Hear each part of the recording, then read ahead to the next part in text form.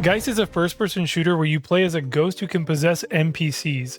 It was developed by an old studio called Nspace, published by Nintendo, and released on GameCube in the year 2005. It's easily one of the most unique titles in the horror action genre, and with all the edginess and darkness, it's actually kind of hard to believe that Nintendo published this. Personally, I love this game because I've always been into ghost stuff. I myself am strange and unusual. And this scratched that itch better than anything I played before. I mean, how many games do you know where you get to possess other people?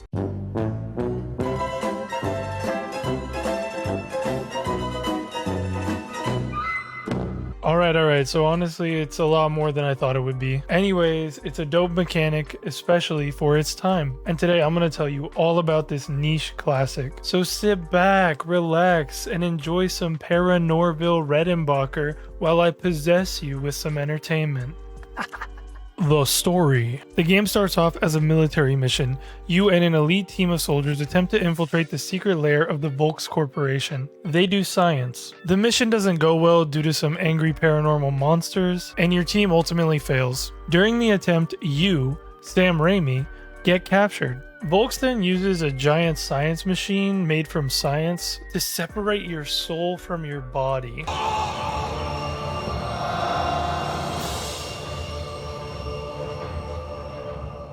Whoa, man, far out. You then awake in a training simulation. You heard that right. Even when you die, you can't escape corporate training sessions because you are an employed ghost, a corporate slave ghost. Like, is there a paranormal harassment part to this training? Because this whole thing seems like it violates laws of the afterlife. Anyways, I'm getting off track. They're training ghost soldiers. Why, you ask? Other than the fact that it sounds fucking awesome? Because they want to possess world leaders and manipulate them to do their bidding. I mean, they're evil. They're fucking evil. I'm evil! That's a handsome looking guy right there. So moving on, you escape the simulation with help from the spirit of a little girl named Gigi. She's very important, remember that, because she's going to be important again in like a few seconds. After that, you use your sick little, freaky little, small little paranormal little ghost abilities to fight Volks soldiers and eventually demons. Because you come to find out that, and you'll never believe this, but messing with the spirit world and death itself can actually have some negative consequences. And Gigi, remember her? She was important. She's actually Alexander Volks, Mr. CEO, sister. But unfortunately, she died tragically climbing a tree trying to hang out with her older brother Alexander. Which, like, it's sad, but like, you can't climb a fucking tree, bro. That's like an essential skill as a child. Like, you can't climb a tree? But it's sad, it's really sad. And so Alexander's solution to this is to use his vast knowledge of the occult, as most, 8-year-olds have, to try and bring his sister back from the dead.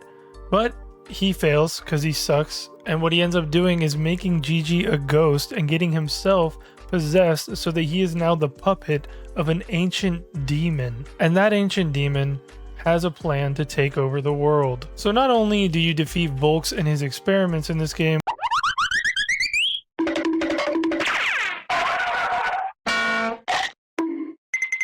but you also have to fight like a fucking Lord of the Nine Hells. And in doing so, you save the world from utter destruction. Oh yeah, and you make it back to your body eventually, but not after some other thing inherits it for a bit. Yeah, that's Geist's story in a nutshell. So if you're not already sold, let me tell you why I love it and think it's cool. But first, have you been possessed before? Were you given the ample treatments such as exorcism and post-exorcism cognitive processing therapy? Has this very video possessed you? Then you may be entitled to compensation. All you have to do is click that motherfucking subscribe button. And for a limited time, if you drop a like, we'll give you a free bottle of anti-ghost spray. Warning, anti-ghost spray may cause side effects such as hallucinations, cold sweats, heavy breathing, and a desire to watch more hard content. Back to the video. First of all, bro, Geist is such a cool concept at face value. Be a ghost, possess soldiers, shoot guns at other soldiers and demons, be a ghost some more. Plus it's all through the lens of like a sci-fi action flick. Like, just get Tom Cruise in there, have Ridley Scott direct, Let's get this thing going. It would be a pretty cool movie. But yeah, I truly think this game is so cool. The mechanics make the ghost play feel very creepy and stealthy. Like you have to hide from devices that detect ghosts, and to possess people, you have to first scare them. So you get to find all these interesting ways the devs created to scare NPCs. The funniest one is probably the classic and ever present throughout the game, exploding a trash can. Like just imagine witnessing that.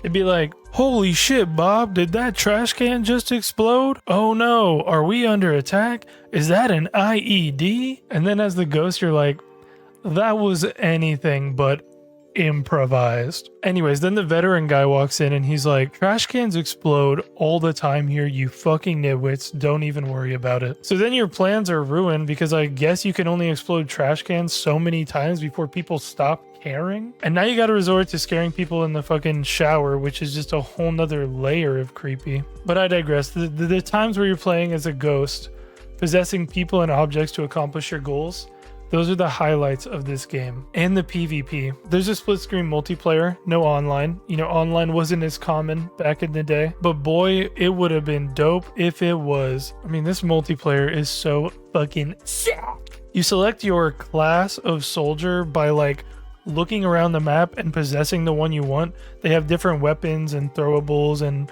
like perks or whatever. Then there's power-ups you can use that make you like run really fast, jump really high, make your bullets hit harder. So when you're playing with your friends, it's just this fast-paced, like switching between FPS and ghost movement / possessing. You can also like possess objects in the map to fuck with other players, which is really fun. I mean, I could just rant and rave about this. I didn't play it a ton, but when I did with my friends, it was always a really good time. Side note, while we're on it, I really want to get some footage of me and my friends couch gaming this so that I can show you guys exactly what I'm talking about. It's really fun. Like they genuinely could have made the multiplayer online and that could be the whole game, no campaign, and I would eat that shit up. So that's what I really liked about the game. All that being said, I feel like if you're interested in playing it, I should give you some fair warnings. The gunplay is ass. The way they made this game, it's like the right stick you use to aim always has drag.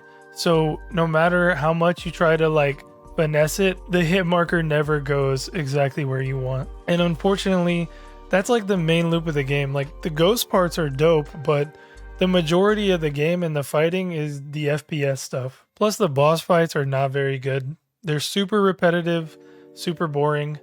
And like I said, you're using the shitty gun mechanics to play them. I mean, other than that, I still think it's totally worth a playthrough. And if you don't do a playthrough, at least some multiplayer, just to see what the possession feels like, because they did a baller job of making that shit. Nowadays, there's been a decent amount of games made with the possession mechanic as the centerpiece. And some of them do seem like really cool concepts, like Rogue Spirit, for example. That one seems pretty dope. It's like a roguelite samurai game, but you play as a spirit of a samurai who just possesses other samurais, and that's how you keep, you know, going through the loop. And I would love something modern like that that uses this concept in that way, but I would like to see it with more of a horror aesthetic. I mean, come on, these are games about ghosts, people. But I'm about at the end of what I have to say for this at this point, so I'll leave you with this, everyone. If you've never played Geist, go watch gameplay of it, emulate it on Dolphin, get it on GameCube if you got one, because it is a really cool experience. Owning it and playing it is still so special to me because I feel like I've never run into anything quite like it. Like, yeah, there's plenty of games that utilize a possession mechanic. There's plenty of FPSs out there, but I haven't seen many things that marry the two, especially in the style and fashion that Geist does. So even with its flaws mechanically, I think it's a really cool experience. If you never get a chance to play it, if you don't go watch stuff on it,